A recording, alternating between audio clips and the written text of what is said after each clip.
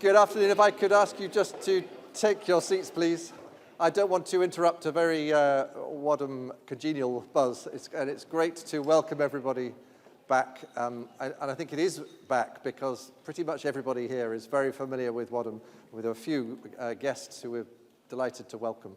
But first of all, yes, welcome back. It's great to see so many people.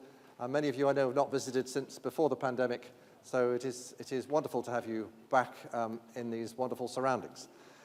The purpose of this afternoon is really to do three things. I mean, first and most important is to thank you, thank all the people who have made this possible. And by this, I mean both the Access to Excellence program and the wonderful buildings the Chancellor is going to open in about an hour's time. And there are so many people involved in that. Of course, the donors who made this possible and the many alumni who have contributed both through their financial generosity and their support, but also to those involved, those professional colleagues who are involved in the planning of the building and the building of the building, and our many college staff who have been part of this wonderful project, and of course the fellowship, and really delighted as always to see so many of our fellows here tonight. What I want to do before I hand over to our panel is just to say a little bit to celebrate the achievement. This is a really good moment, as well as thanking you, to celebrate what we have achieved through the generosity of donors. And we also want to point a little bit to the future, because as will become apparent in the next 20 minutes, we're absolutely not done. We have very ambitious plans for the future, and we want to build on the fantastic achievements of the last few years. And there is a great deal to be done. We have a lot to be thankful for, and when we set out to frame the Access to Excellence program, we set out a vision which still holds true, and it holds true for the next decade, which is to make Wadham a beacon for access to excellence, both in Oxford and across the country. And frankly, the current political and economic climate makes that even more important, because it has disproportionately affected those very students and the schools that we are working with, and the students we want to attract from across the country. So we should redouble our efforts and have an even higher ambition in the next 10 years. And we will come back to that, and I know the panel is going to explore that a little bit. But let me start by celebrating before we move through to celebrate the buildings, which are themselves the enabler, practical enabler of everything that we're going to talk about, but also a very powerful statement of the colleges and the fellowship's commitment to access and to helping the very best students from across the country, whatever backgrounds, to think of Oxford and to come to Oxford. And of course, the second part of Access to Excellence, as Ken MacDonald, I'm absolutely delighted that Ken is here, and Linda today, and I'll say more about Ken in a moment. But the second part of Access to Excellence has been the excellence, and we wanted to show that reaching out to the largest number of students from all backgrounds would actually improve our academic performance.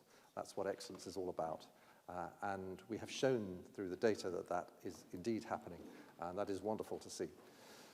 So let me remind you of the strategy which Ken himself launched back in 2016. And there were 5 steps to it.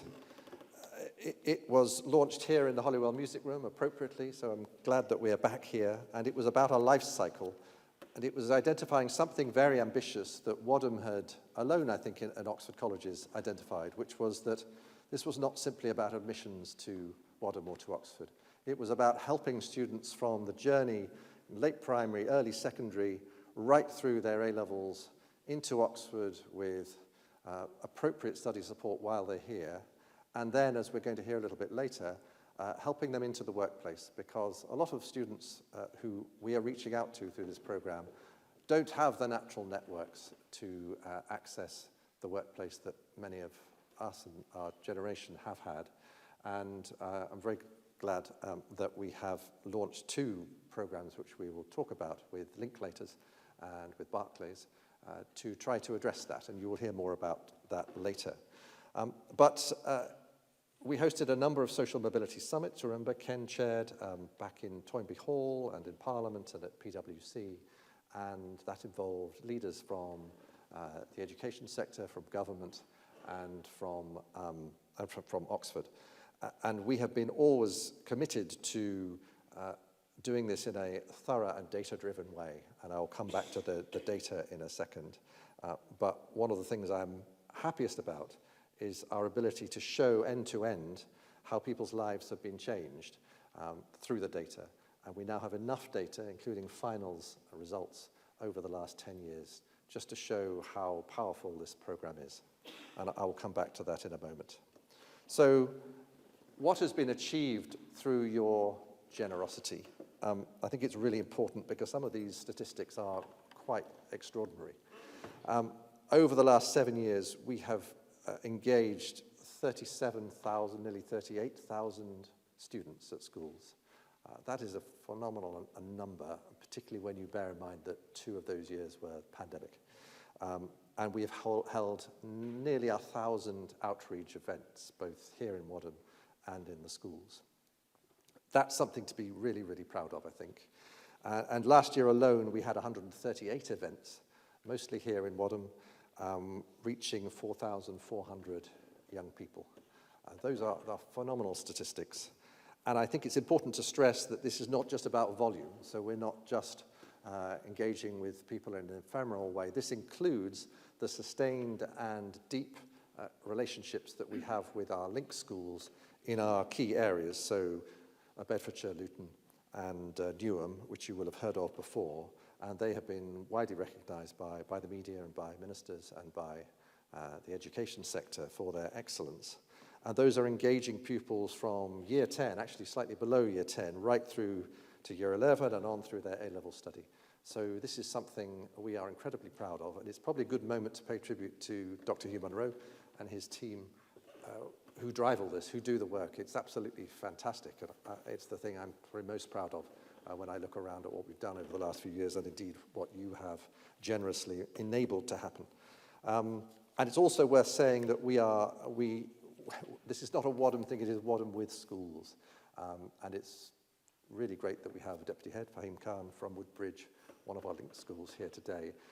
This is not about Wadham telling schools how to operate. Schools are better at doing this than we are. What we can do is work with them to help students understand what's available at Oxford and to think of Oxford. So it's a great partnership, and partnership is absolutely the key of this. And thank you to the schools, thank you to Hugh for all you've done. So this is a wonderful, wonderful achievement. We don't just rest on quantitative data, you'll be delighted to hear. We have done quite a lot of qualitative surveying as well. We didn't want any of this ever, and I know Ken was keen on this, not to be driven by a hunch or fashion or the media. We wanted this to be driven by data. What actually works? What makes a difference? So we have measured, for example, on the right, the views of year 12 pupils who've been through our access events and how much more likely they are to think of Oxbridge and to think of Wadham. But as you will know from previous events, our ambition is much more than simply getting people into Wadham. It's about raising aspiration to not just to Oxbridge, but to good universities, good institutions, primarily Russell Group, but not just Russell Group. It's about lighting that fire, which we were talking about earlier at the age of sort of 13 and 14, that will change people's lives and get people into great institutions wherever they are. Oxbridge is not the only place to go. So I mentioned earlier the post-university challenge, and I'm really delighted that those programs have begun to take off. Linklaters you will hear about in a moment. But it's a great example of how we can work with students before, during, and after Oxford to help them understand, in this case, the world of the law, and to help them have those connections which they don't inherit. Data from UCAS, analysis of data from UCAS shows that students who have been through our access programs are statistically, and I quote, very significantly more likely to apply to Oxbridge or to other competitive institutions. And I think one of the best examples of that is the summer schools, which have been generously funded by alumni, in particular They have taken place in the Access Centre, which we're about to open and you are about to see. They now include modern languages with greater innovation alongside classics and biology and engineering. Those summer schools are having a real impact, and we can actually measure that now. We can see the percentage coming through the summer schools to Oxford and to Wadham. So, for example, last year, summer school participants, 75% made applications to Oxford and about 48% of those to Wadham. I happened to be at Freshers' dinner on Monday, sitting next to two students who had come through the summer schools. Very, very impressive people, but interestingly on this, they said they wouldn't have gone to the summer schools if their teachers hadn't been encouraging them and they hadn't had that access to Oxford over the years and some of the events that Hugh runs in the school and here. And if they hadn't come to the summer school, they certainly wouldn't have had the confidence and a good experience at the summer school to apply to Oxford. So that's a huge tribute to all those involved, including our fellows who work on the summer schools in their vacation time. That's, I think, a mark of the fellowship's commitment. So I could say much more about what we're doing, and you will have heard of Opportunity Oxford, maybe read about it. We have students from the Opportunity Oxford program, which targets particularly difficult to reach groups. That's another very important innovation. And for this year, for the first time, we're recruiting our foundation year students in 5 subjects, I think, along with 10 other colleges. We are the first cohort to do this. It is a really exciting experiment. It's essentially giving students what we try to do in the summer school, but over a whole year, to try to bridge that gap and to get people ready for an intensive experience of being an undergraduate here. And we're watching that very closely. We're glad to be part of that experiment, frankly, that first tranche. So before I hand over, let me sum up a little bit of how your generosity has translated into the impact you've just seen.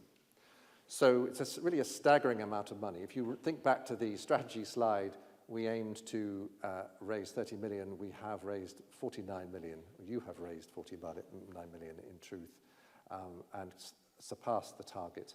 We have had over half of our alumni donating, which is wonderful to see, and worth saying that actually 22% of our alumni give back annually, which by US standards would seem small, but actually puts us right at the top of the Oxford table for alumni giving. A huge tribute to Julie Hay and the development team, actually, and of course to alumni. But it does show how committed the whole Wadham community is to this program. It's great to see, and a really important statistic. And finally,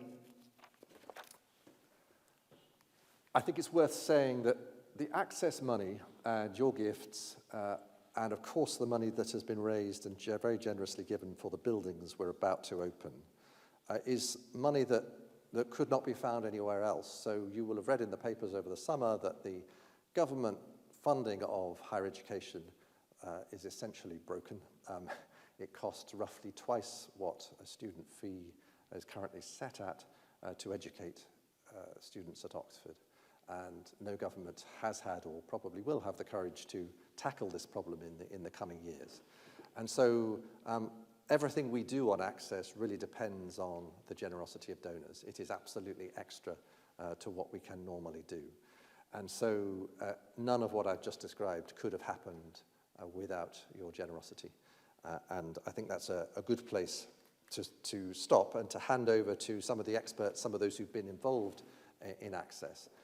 And as I do so, I'm going to ask Nick Miller, who will be well known to some of you. He has been involved in Wadham's access strategy and in measuring the impact for 7 years now, I think, Nick, and was a close collaborator with Ken. And as I said, and as you know, Ken has really been at the heart of the whole access program. It is a great legacy of his wardenship, and the building is a particular legacy which we'll come back to in a moment. So we owe Ken a lot, we owe Nick a lot, and we owe the team a lot. But above all, we owe those who've made it possible. That is you and those who can't be here tonight. So thank you very much. We're going to celebrate. And for those who haven't met Nick before, he is the CEO of the Bridge Group, managing partner at Moore Partnership, and he works with many institutions. But he has had a particular involvement with Wadham, and he is going to introduce a fantastic panel who will actually tell you a little bit more about our plans for the future and some of the social mobility problems we are tackling in a very ambitious and unusual way. So Nick, over to you, and thank you, and I will say a few words later, and then we'll move next door to open the buildings themselves.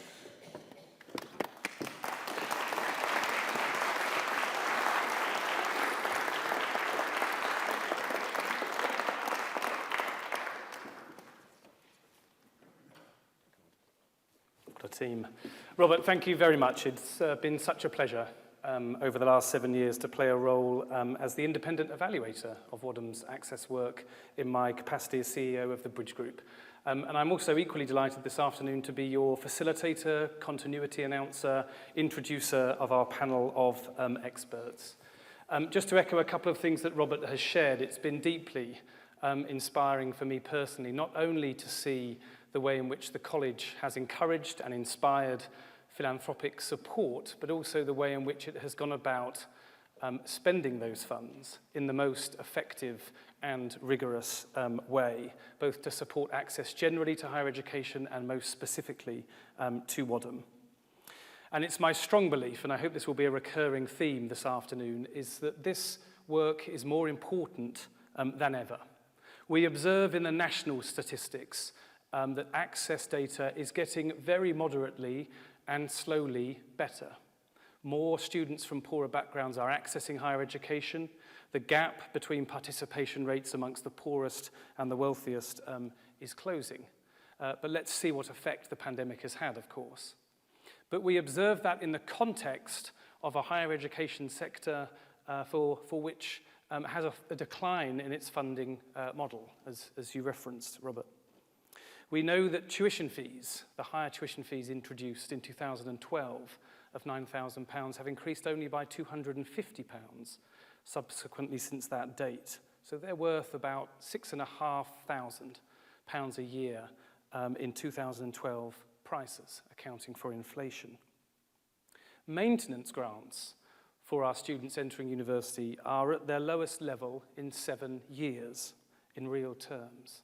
This is a decline in funding which risks undermining all of that good progress in access that we'll be celebrating today, or even, dare I say it, reversing it.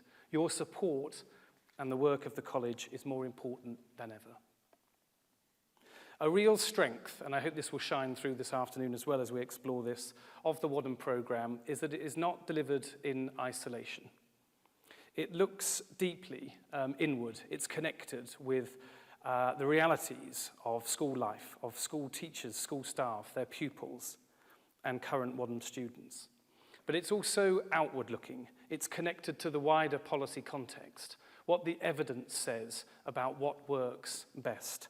And I would argue it's that combination of being deeply connected with schools and pupils and looking upward and outwards, which is the key ingredient to the college's programme. And it's with that spirit we'll enter into the rest of this afternoon, hearing from some of those voices. And as Robert mentions, this afternoon has some happy connections with the recent past. Toynbee Hall was a wonderful, exemplary occasion about Wadham's long-standing connection to social justice. If you haven't already explored the connection between Toynbee Hall and Wadham, I really encourage you to do so. There are some experts on that matter in the room here this afternoon. But there's also a wonderful connection with a moment that happened just around 7 years ago in this very room when Dr. Louise Ashley made a contribution to the start of the campaign that had been so wonderfully conceived of by Ken and colleagues. And today I'm delighted to welcome back Dr. Louise Ashley, Associate Professor at Queen Mary University, Fellow for the Institute of Humanities and Social Science, and a very proud Research Fellow of the Bridge Group also. So I will introduce Louise, invite her to speak, and then we'll welcome our panel members to reflect on what they've heard this afternoon and leave a bit of time for audience questions and comments as well. But before we do this, an even more important voice in the room, I'm delighted to welcome Karishma Khosla. She has just literally finished an exam, so take it easy. For those of you who don't know, and I know many of you do, Karishma is a law finalist at Wadham, and also recently elected the SU Access Officer. So I'll hand to Karishma, who'll then hand to Louise, and then we'll invite our panel members to the stage. Colleagues, thank you.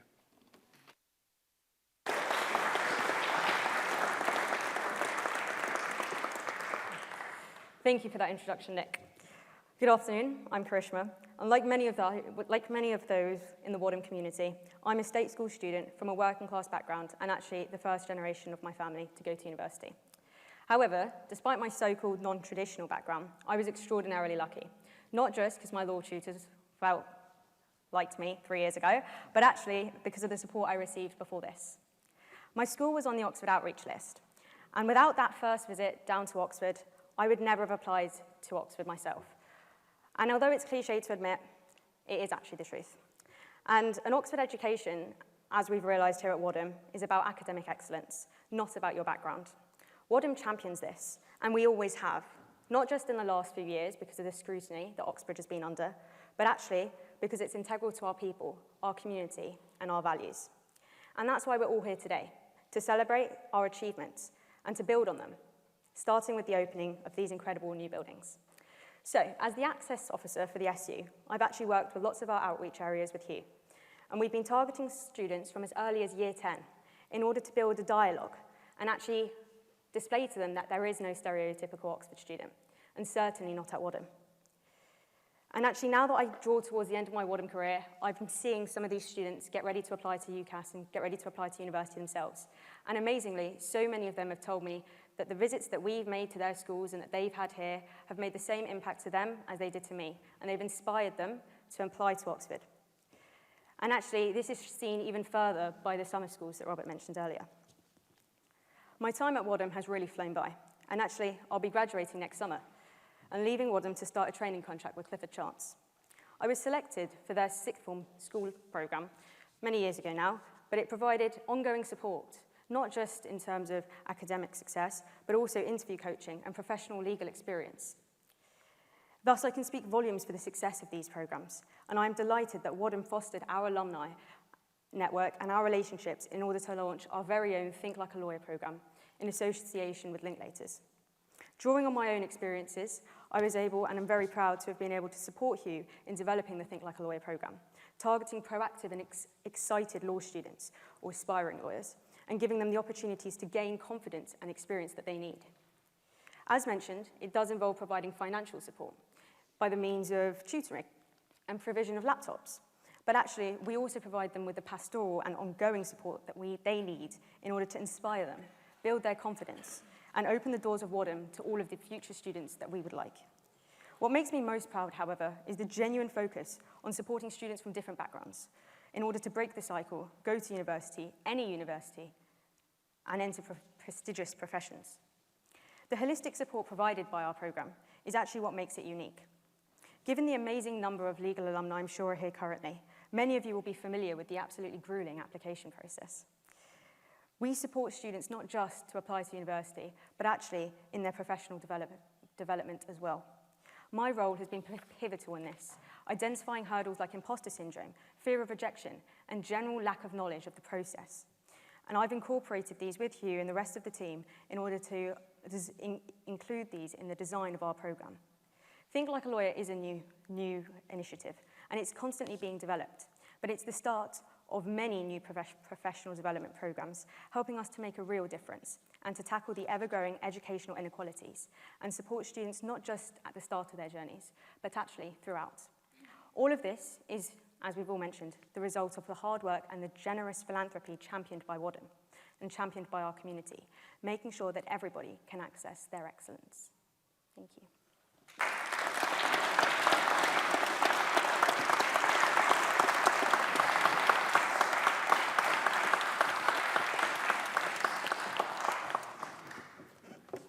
Thank you, Krishna. Thank you, everyone, for having me here today.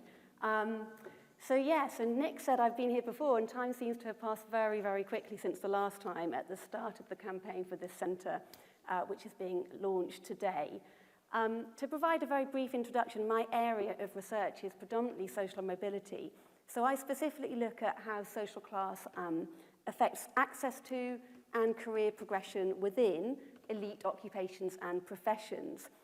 And those are the jobs which historically have offered the best opportunities for upward social mobility, which in turn underlines how important a university education is as part of that. When I was last at Wadham, a few years ago now, I gave a brief overview of trends in social mobility in the UK to set the college's really important work in context here. Now, since then, it feels as though the UK and maybe the globe, the world, has been somewhat besieged by events. A lot has happened. In the next 10 minutes or so, I'm going to provide an update on trends in social mobility. Since then, talk a little bit more about what works here, building on what Nick and Karishma have already said, and also think about why social mobility matters. I'm also going to point to some of the tensions in this agenda as well, and think about how some of those tensions are going to be or are being addressed. So, if we start with that broad context, and with apologies to those of you who are quite familiar with this already, we can start by saying that trends in social mobility in the UK are somewhat contested by academics and others. But looking back a bit, we can say with a degree of confidence that in the years following World War II, we had what is sometimes known as a golden age of absolute social mobility. So there was an absolute expansion of professional and managerial jobs at this time, and this is known as more room at the top. Now, at the same time, we saw a range of other facilitating factors broadly associated with the social democratic system, including the development of the welfare state, the start of the NHS, attempts at educational inequality, and to even out inequalities of income and wealth. That golden period came to an end kind of towards the end of the 70s into the 1980s. And the general consensus, again, this is contested, but the general consensus is that our chances of moving to a different social position relative to our parents has always been and remains relatively low in the UK. Now, that was not an issue of significant concern to politicians or others towards the end of the last century and early this one.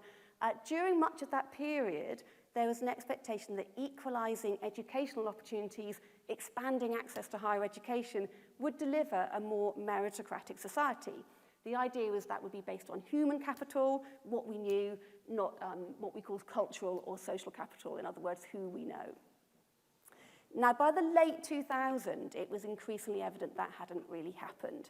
And that's partly because while higher education had expanded, elite institutions, from which elite employers tended to recruit, remained dominated by the most privileged students, or students from the most privileged backgrounds. Now, around that point, we saw politicians on both the left and the right take up and promote social mobility as a key policy objective. There are, though, as I said, some quite important nuances in this debate. So one is that politicians tend to have framed this as a decline in fluidity across the board. And that might not be quite accurate. As I said, relative social mobility, which is the key marker of fluidity in society, has always been quite low in the UK. Against that backdrop, we probably have quite good fluidity towards the middle of society, or okay fluidity. And the main problem is that we have a very sticky floor and what we call very tight closure at the top. So in other words, if you come from the least advantaged background, it's quite likely that you'll stay there, while current professional and financial elites have been very effective at mobilizing what we call closure regimes to ensure that their rewards remain largely available to people from more advantaged backgrounds. Now, that takes us on to why this matters for politicians and many others, and the key issue here is fairness, and also, as already indicated, the utilization of talent. So the notion that our society will be more efficient and our economy will be more productive if the right people are allocated to the right jobs and can access educational opportunities on the basis of merit alone. I will come back to issues of fairness in a moment, but first to think about what has been done to facilitate social mobility within that broad definition, to think about what works. Again, we've touched on this already, but we know that this requires a whole life cycle approach, starting from when people are very young. I must admit it's not entirely clear that recent administrations have focused on that, but it is the approach that's adopted here at Wadham, which is clearly fantastic. So the Access to Excellence programme, one of the great things about it is it recognises that to support talented people from disadvantaged backgrounds, engagement must start quite early, and that's certainly well before students start filling in and completing UCAS forms. Now, more generally, and focusing particularly on education, one key emphasis has been on widening participation at elite universities, which facilitate access to the professions. Now, thinking about data here, that shows that in 2021, 44% of young people progressed to higher education at age 19, and 81% of A-level students. The progression rate for free school meals pupils by age 19 has increased to just over 28% since about 2020, and that is the highest recorded level. The gap in progression rates between free school meal and non-free school meal students has decreased for the first time since 2013-14, but it is still a remarkable 19 percentage points. Now here again, thanks to evaluation programs such as the one here at Wadham, there is evidence about what works. Again, early engagement is key with young people and their families so that high aspirations amongst talented school pupils match outcomes, and to combat some of those myths and misconceptions that exist about higher education, particularly institutions like this one. That engagement can't be one-off, it has to be sustained. That's really important. We know that sustained programs and more in-depth summer schools are most effective at supporting young people. We also know that attainment is the key determinant of who accesses higher education and, of course, where they actually end up. So, for example, tutoring is often a really vital ingredient here. And Bridge Group research has found that more than 31% of young people who access private tuition during their secondary school years, more than 31% in total access that, and that population is dominated by people from more advantaged backgrounds. So it's great, for example, that Think Like a Lawyer, the program here sponsored by Linklaters, does have tutoring as part of that. Now, there are other examples of what works. I won't talk for too long, and you'll speak to Nick about that later today. But overall, improving access to and diversifying higher education, including elite institutions, the kind of work that's happening here at Wadham is absolutely key. Now, in terms of next steps, which is helping young people into professional and managerial jobs, outcomes have been a little bit mixed here historically. So one really important point is that even where educational attainment is equal, there is evidence that employers in certain occupations have continued to favour young people they consider more polished. In other words, things like accent or dress or background can still sometimes be more important than objective measures of merit. And my own research demonstrates that those advantages on entry can become cumulative over years. Now again, research by the Bridge Group here has demonstrated that among leading law firms, those from less privileged backgrounds are more likely to be amongst the highest performers during their training contracts, but they are less likely to progress and more likely to leave. In financial services at the BBC, the Bridge Group has shown that those from lower socioeconomic backgrounds progress around 20% more slowly, despite no overall differential in performance. Now, why that situation persists is also a primary focus of my own research, and building from a great body of sociological work, we do know that exclusion of that type is not always deliberate, but it can have a function or a purpose. And as just one example of how that works, high-status professions tend to generate and justify their status, and therefore their pay, by being associated with people with high-status social identities. That has meant that historically there's been an incentive towards exclusion and a disincentive towards diversification, which is sometimes perceived as carrying a certain risk. Now, thinking back to that wider context, I mentioned earlier that the social mobility agenda is often positioned in relation to fairness and efficiency. But I would just say one thing, which is that for critical academics and others, it's also seen as something about legitimating the status quo.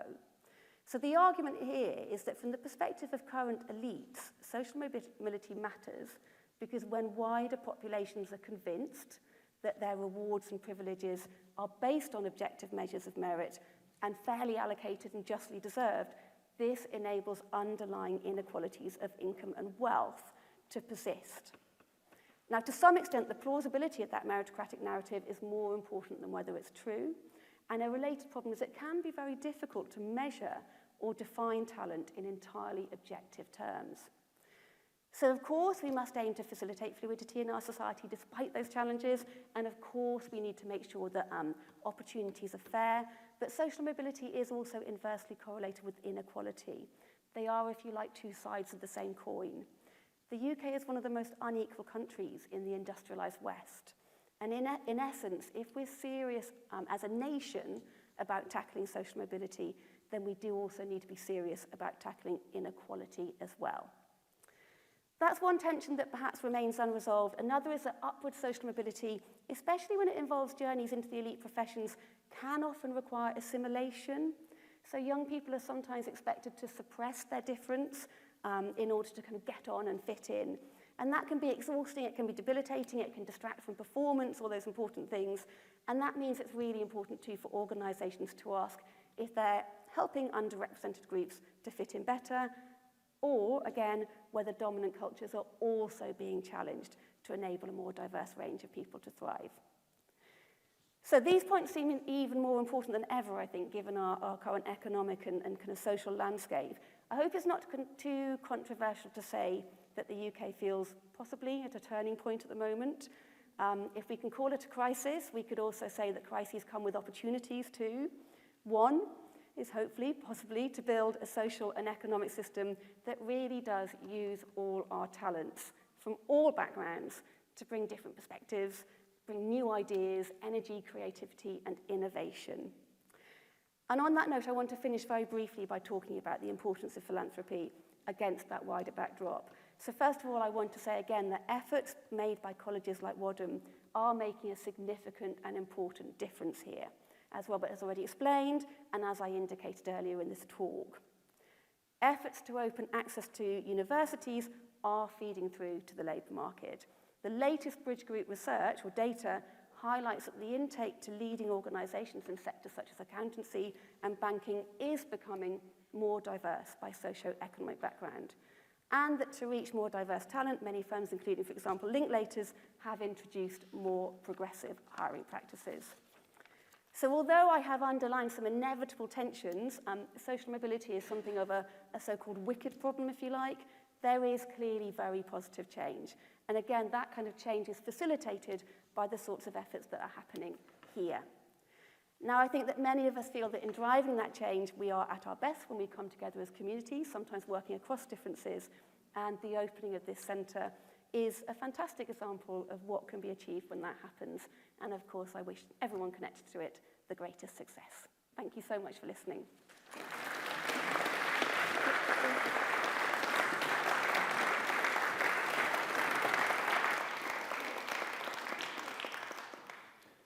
Louise, thank you so much. You're in the right place, don't worry. Yeah.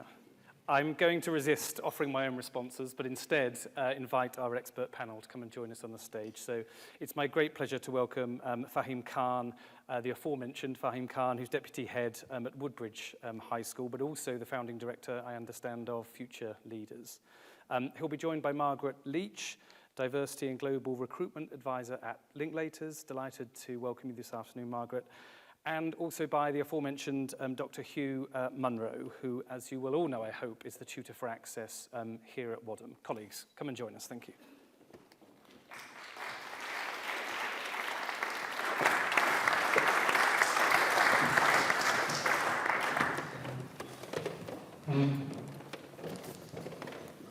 Fahim, since you're closest, let me turn to you first, if I may.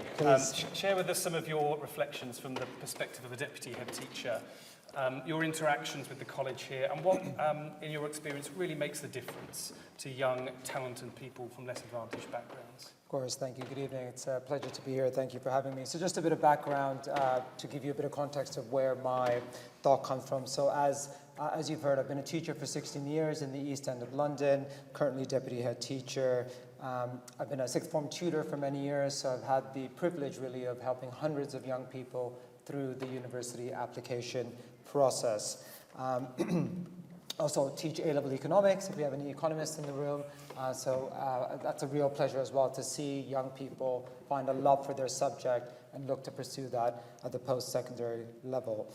A bit about me, so I'm an immigrant myself. I only immigrated from Pakistan when I was 11, so I know what it feels like to be that young person from a socioeconomic disadvantaged background when your parents perhaps don't speak English and certainly don't have an understanding of how the education system works, and you need to find that support elsewhere. And that's why the support places like Wadham provide can really be life-changing, certainly for the young people that we work with.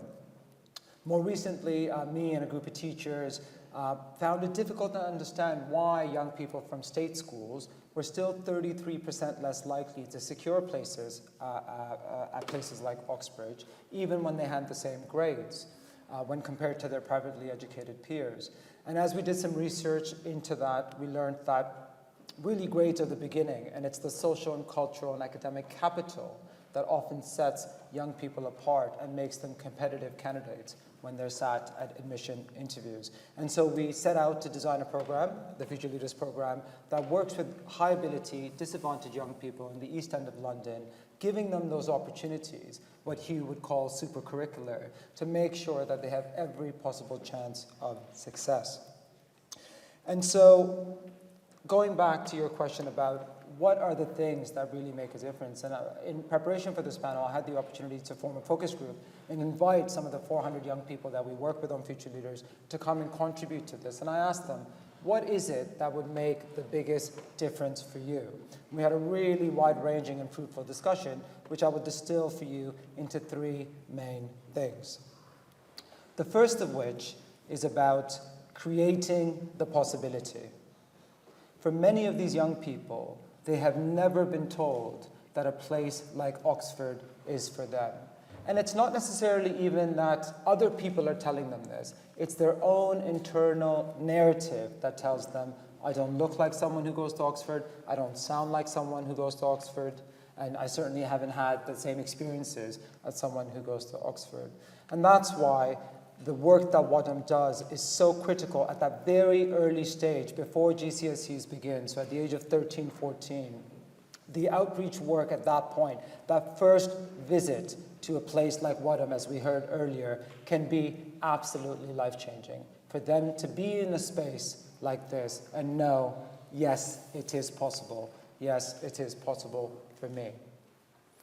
The second is a comprehensive program of support. Now, this is where the real hard work begins. It starts before GCSEs, as we've heard, as it should, throughout the GCSE course of program, onto A-level, onto the supercurricular, providing those enrichment opportunities that we've heard of, and then through the technical process, quite technical process of UCAS, which can be overwhelming for a student for whom, for instance, English may be a second language, and for whom, for instance, that support is not available at home, or for many at school as well. And so the support that Wadham provides in that capacity is instrumental. So for instance, in my role as deputy head, we have been so fortunate to have Hugh come down and do extensive, comprehensive work with our high ability students to prepare them for the UCAS process, to make sure that they are in the strongest possible position when it comes to apply. And with the best of intentions, my school, like many others, does not have that expertise, that resource, that time to dedicate to those young people that Hugh is able to give us. And lastly, the thing that really makes the difference is that sense of belonging. Often young people who have the grades, who've worked hard, still feel like they don't belong. And that's why Wadham's wider outreach program of summer schools, of visits, of providing student mentors, of building those relationships really does matter. You saw the stats that were presented at the beginning of today. After an experience like the summer school, students, young people from disadvantaged backgrounds start to believe for the first time that a place like Wadham can be for them. And that is the power of effective outreach. So it's a combination of those things that I think can be life-changing for these young people. And my thanks to Hugh and to Wadham and to everyone in the room for making that possible, because as a teacher of 16 years, I have seen how it can change life chances, and the difference is huge. Fahim, thank you. I'm going to leave a pause in the room as people digest that wonderfully vivid picture you've painted there of the experience of your pupils. I often think it's invaluable to have a teacher's perspective on this panel, and you have borne that out in volume, so thank you very much.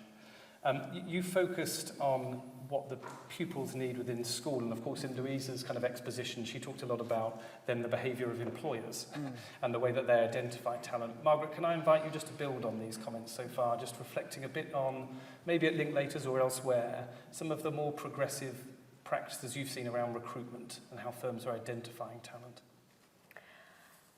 Thank you, Nick, and thank you everyone for having me here today, and to Hugh and the team for inviting me. It's an interesting question because the recruitment market has been very dynamic, shall we say, in sort of recent years, and the focus has very much been in the legal profession of actually widening access for all, but making sure at those early stages, and it builds on what Fahim said, that actually opportunities are open to students, that they have somewhere that they can go to explore at their own pace, at their own comfort levels, and actually get that information that they need.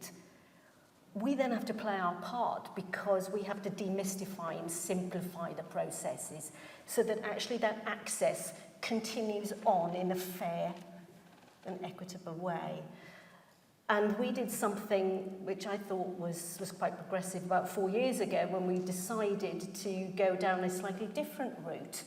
And we started to contextualise our recruitment. So looking at the background and the circumstances in which students were achieving all these wonderful grades. They may have been at schools where progression to university was not defined. And therefore, they were operating at a far higher level, given the challenges that they were facing. And we needed to make sure that we were giving them that opportunity to show the potential. And that's all recruitment is about, is looking for that potential. So we're igniting the spark in these programs, and then when it comes to the recruitment, it's now it's over to you. We are giving you that playing field in which you can start demonstrating that. So we started contextualizing our recruitment. We started widening our own focus on where students were going to university. So looking across all universities in the UK and looking at students, not only law students, but beyond. Nearly half our trainees are non-law graduates.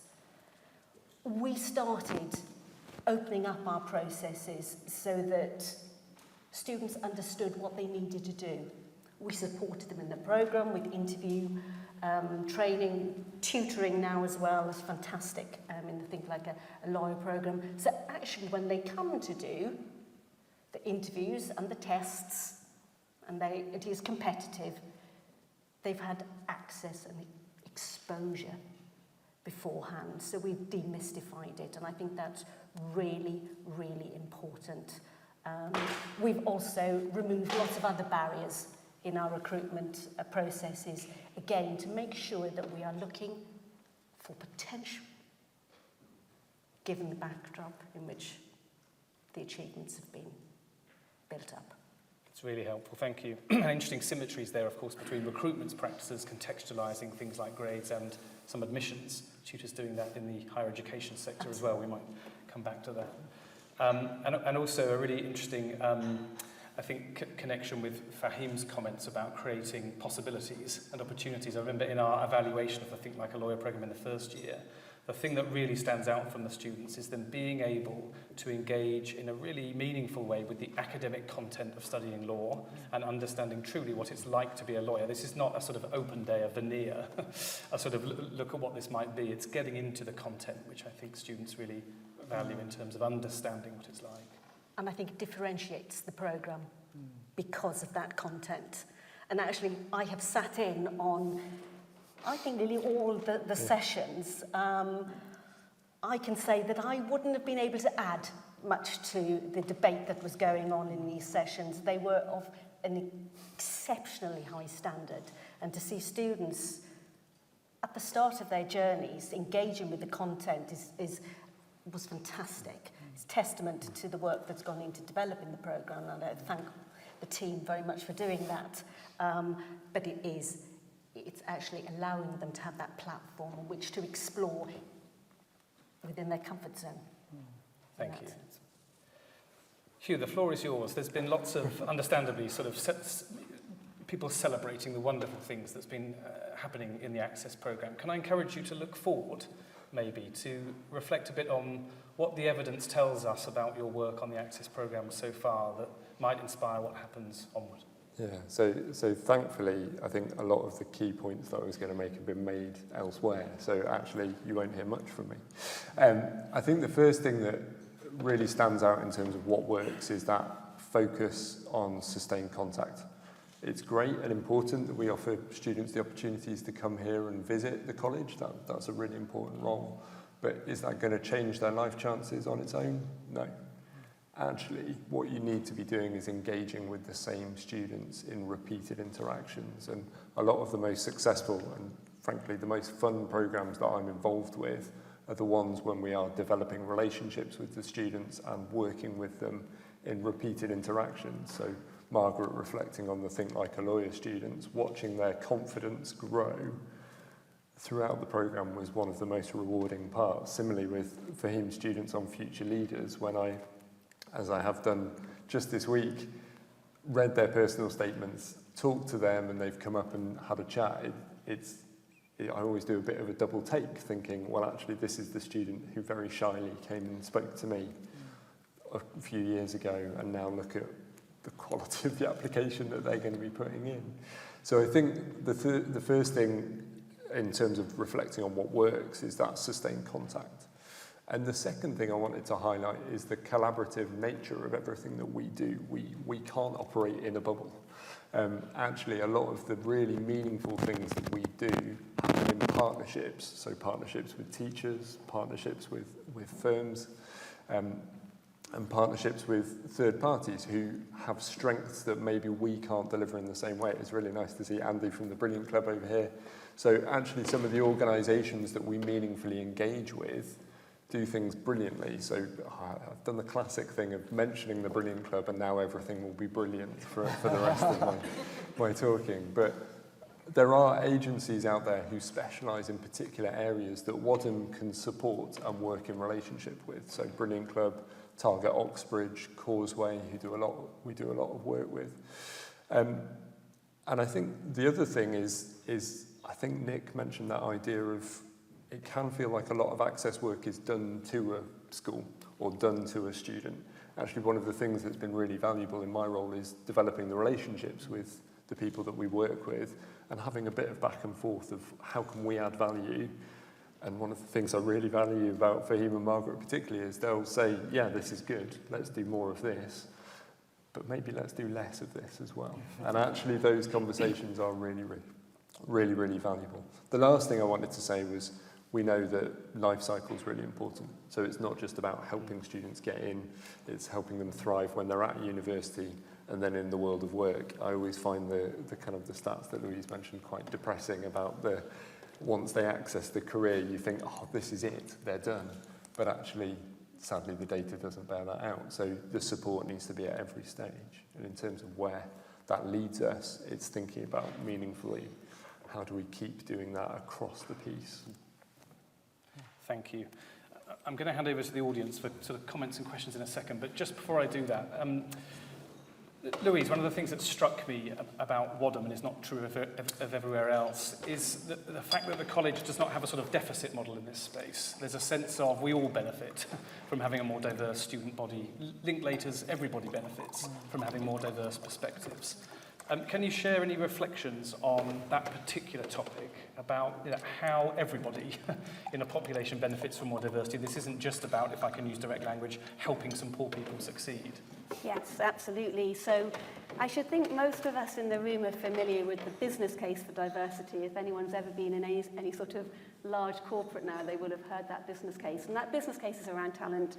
It's around the idea that if you have a homogeneous organisation of any type, you are in danger of not having the best ideas, you may be in danger of having less creativity, less innovation, all those things. So diversity in terms of background or any other identity characteristic is really important in that respect. And there's all sorts of data and evidence which is showing that now.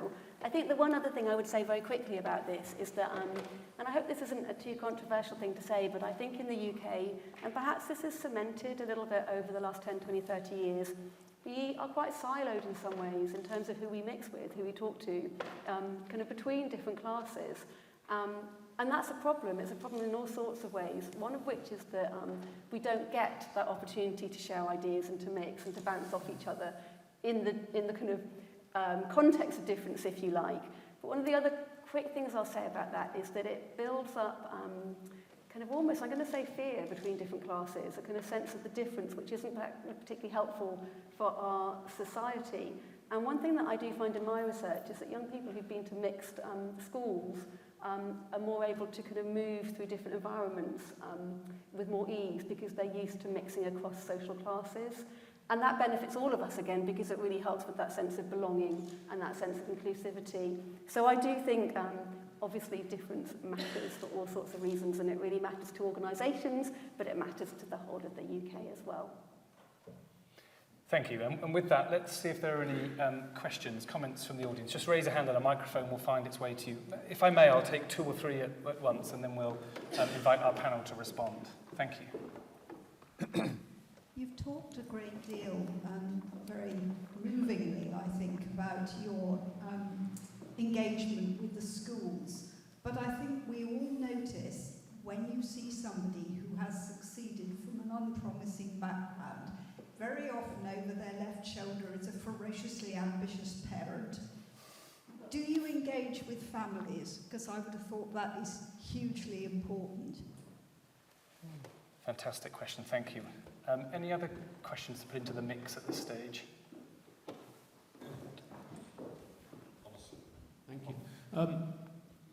Two questions.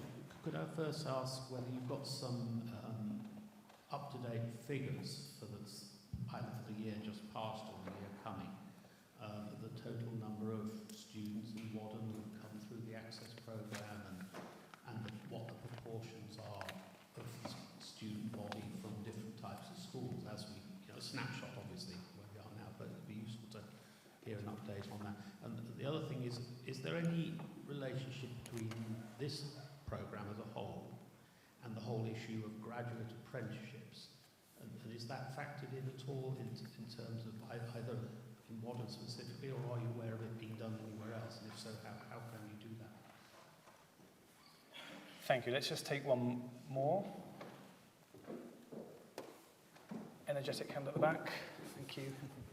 Hi. Louise, you mentioned the concept of assimilation, that somebody makes it upstairs, they assimilate and then end up not changing that much. Maybe building on that concept, a question for you, Margaret. What specifically and practically can an employer do to counter that? Hiring like me. Basically, I'm hiring someone who is like me. And by that point, I may have assimilated, so as much as we do through the access work, there's that bit at that elite level that is missing, allowing them to come up. Fantastic trio of questions. Let's tackle them in the order that they were presented then. First of all, on the sort of ferociously supportive parent, what a great phrase. I hope my children would use slightly kinder language for me. I shall ask them when I get home. Fahim, maybe just a reflection from you on clearly the importance of engagement with parents and carers, and then Hugh, maybe just a brief reflection on the way that Wadham is ensuring that happens. I mean, if I'm honest, I wish we had more ferociously ambitious parents. Sometimes parents can often be a barrier. I mean, I've sat in parents' meetings with young students, particularly from particular backgrounds, whose parents aren't supportive of them leaving London to go to university, even if it is a centre of excellence like Oxford or Cambridge, and trying to work with those parents to have them see the value of that, where their priority is about keeping that person, often female, in the family home. So certainly in the East End of London where we operate, parents can sometimes even be a barrier, I think, to allow us to progress. And so engagement with parents becomes even more important. And so just like Hugh talked about the importance of taking students on a journey, we try to do the same with parents and really instill the value and importance of education right from that first day in year 7. So by the time those students receive their offers in year 13, those parents are on side and willing to let them go out of London to pursue centres of excellence. But I would certainly welcome more ambitious parents, yes. So I think to build on that, I think if part of what we try and do in Access is open up the environment of the university. One of the things, for example, with Future Leaders we're going to be doing this year is we invite participants to come and stay with us overnight ahead of the open day. And one of the things we talked about was, well, why don't we ask a parent as well? Because actually, if they're one of the key gatekeepers, which they most certainly are, how do we positively have those conversations? It's where geography gets in the way, sadly, for a lot of the work that I do. But I think parents is something we're really keen to work more on. Like one of the things that Margaret said, kind of just dropped in the stat on how many of their graduates haven't studied law, but then go on to a career in law. That is a conversation you need to win quite early. And it's going to be similar with the banking programme of actually saying we're just as keen to get someone studying languages at university rather than someone who's just done maths or something like that. The problems you're talking about the fear of moving on into something that's different, that didn't start with the individual. It started with their family background. Whereas you were saying they may be positively discouraged from having those ambitions. And I think that's a hugely important area to be working with. Thank you. Could I just quickly give a tutor's point of view? We actually try to keep parents at arm's length. This afternoon's all about balance. It's all about balance, yeah. By the time they come to us, they are adults, and we want to be making that move. And one thing I found over the years is if you have a parent in a room for an open day, for example, it really stops the students asking the question. And so, because we're not dealing with the parent on their own. I think we shouldn't be too enthusiastic about involving parents. We have to be. Break it up on the front row here, please. Yeah. Break it up. Thank you for that helpful footnote. There was the question about admissions figures to Wadham and the impact of the Access programme on those. Robert shared some of the headlines, of course, particularly around the summer school. But Hugh? So I think the answer is probably going to slightly disappoint the questioner in the sense that there are strong lines between some of the programmes we run and progression to Oxford and Wadham specifically.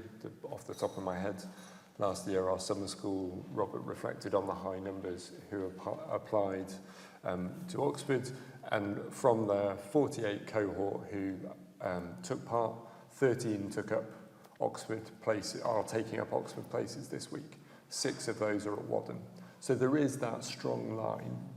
However, and this is me maybe slightly going off message in the work that I do, a lot of what I communicate to students is pick the right college for you and let me support you to get there, regardless of whether, obviously I hope it's Wadham, but actually pick where you want to go.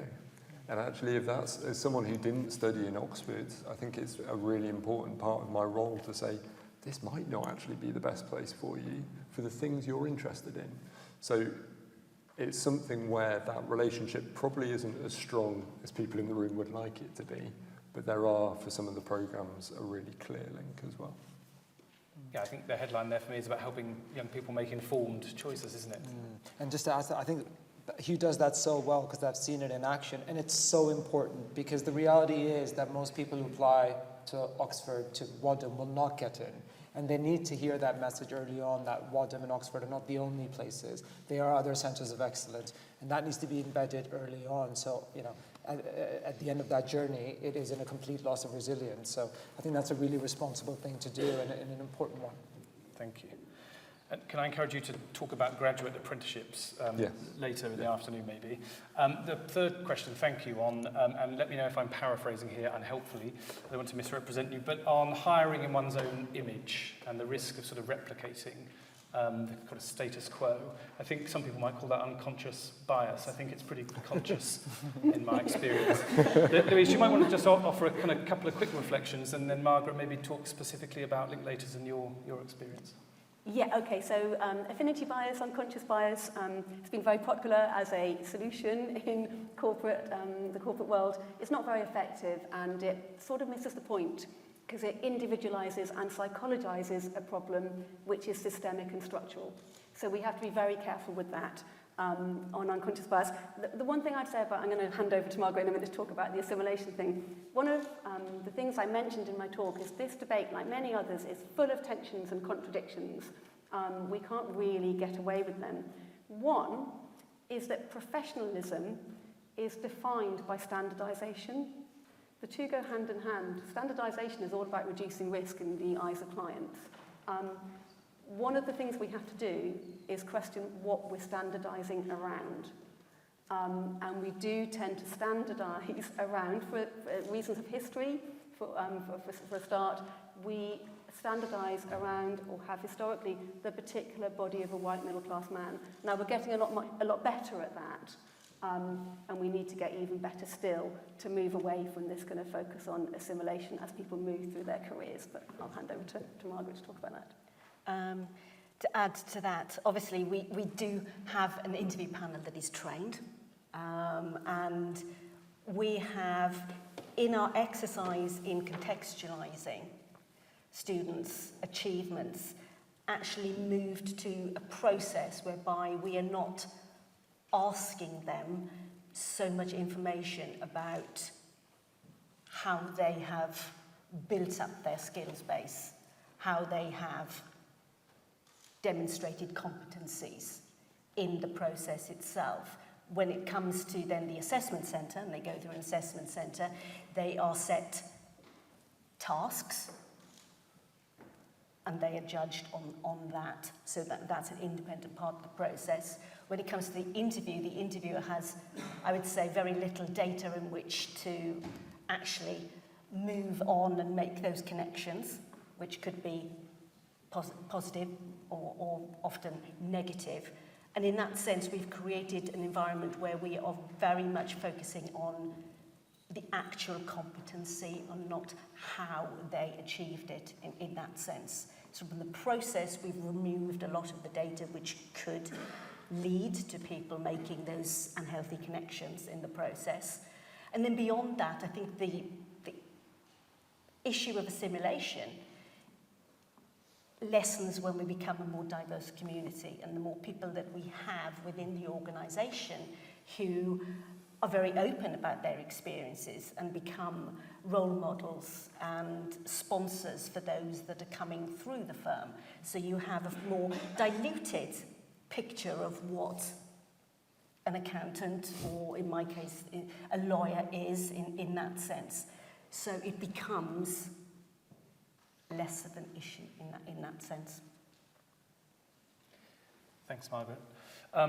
There's clearly so much more we could explore here, but you've got a building to open. Let me just wrap up by saying I hope this has given you an opportunity to explore some of the key issues at play here, but most importantly, an opportunity to celebrate all the fantastic work that you've enabled and that the team at the college are leading. I think the two main themes for me are great work, much more to do, and that this work, of course, as I think a few of us have said so far this afternoon, is more important than ever. Thanks to Louise, to Fahim, to Margaret, to Hugh, and of course to Karishma as well. Thank you very much.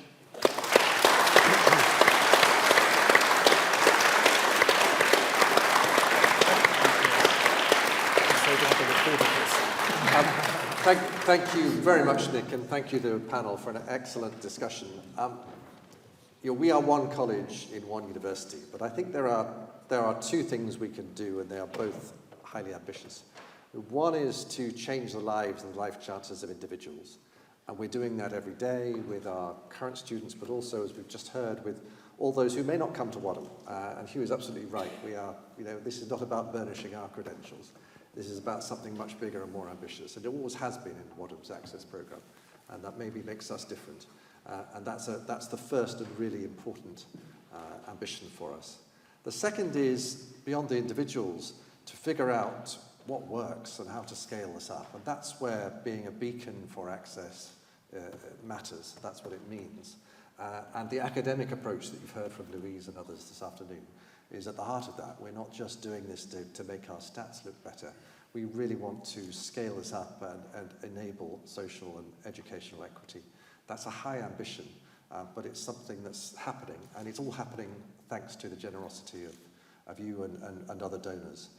And it has a physical expression, which we're now going to come to, as Nick says. I put up this quote from Warren East, who is abroad, so can't be with us, but many of you will know Warren and Amanda.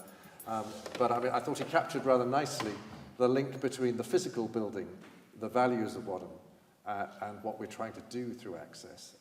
As you'll see, this is a wonderful building. It's the only dedicated access centre in Oxford. So it's not only a practical place where the 30-odd thousand that Hugh coats with will come through, it's also a very bold statement of our fellows and our community's ambition and our attachment and commitment to access now and for the foreseeable future. So with that, thank you again. That is the purpose of this afternoon. Thank you to the panel for the fantastic work you've done and are doing, and congratulations to all of you. We're now going to go and open this building, and I think the Chancellor is waiting, so we better get going.